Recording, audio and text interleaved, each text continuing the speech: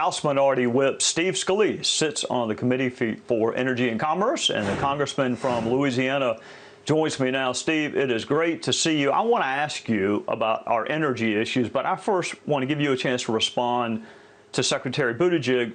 He says supply chain is largely a private sector problem, and it may impact the holidays, but yet he links it to the pending infrastructure bill that they're really struggling to get passed. What do you make of that? Well, Trey, first of all, great to be back with you. And look, Secretary Buttigieg is out there trying to promote this massive multi-trillion-dollar tax and spend package.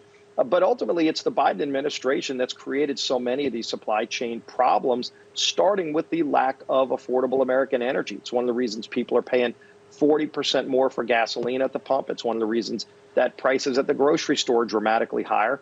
It's because of the policies where they said they're not against all energy, they're just against American energy. You know, so as you pointed out, President Biden comes in, kills the Keystone Pipeline and all the jobs that goes with it, puts a moratorium on drilling in America, but then begs OPEC and Russia to drill more. How crazy is that? And by the way, if it was about global warming and saving the planet, we do it better than anywhere else in the world. And so if you're going to make energy, you should want to make more here. If you make products, make more of them here. But because we're not, we're more dependent on foreign countries, and they're limiting the supply chain. It's why things cost more. It's why we can't get the goods we need. If you want to buy a microwave oven, you're going to pay 30% more, and you're probably going to wait 6 months to get it because President Biden has completely flipped this upside down and created this problem.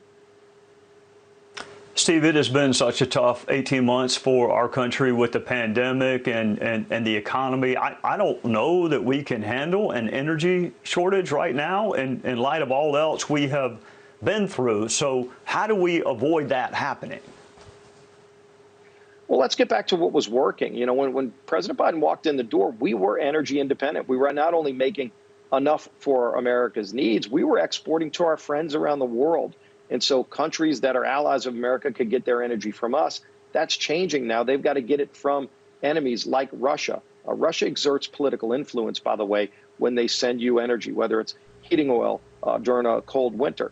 So those are the sort of things where President Biden went out and the far left pulled him so far to where they said, let's kill American energy, but they exempt China from all of these regulations. And then they beg OPEC to produce more. It's been a gift to OPEC. It's been a gift to China, but it's crushed hardworking families. And by the way, Trey, it's the low income families that pay the biggest price for this Biden inflation that we're seeing right now. You know, Steve, it seems like certain pockets on the left have real disdain for the fossil fuel industry. I just wonder where they want the men and women in Louisiana who work in that industry, where do they want them to go to work if they end the fossil fuel industry?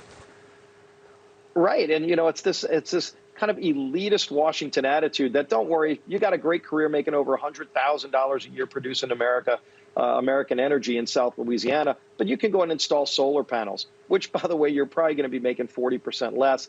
And go look at what they did with Solyndra. A lot of those solar panels are made in China. When the Biden administration, back when he was vice president, gave $500 million of taxpayer money to Solyndra, the company went bankrupt in just a few months, and the taxpayers lost all that money. In this package of bills, they have over $100 billion in Solyndra-style slush funds to give out money to their friends while crushing the jobs of those hardworking families in South Louisiana, those union workers who are going to be building the Keystone Pipeline all throughout Middle America. Those are the jobs that we're losing, and China's the winner. It's the most perplexing, crazy, radical policy I've ever seen.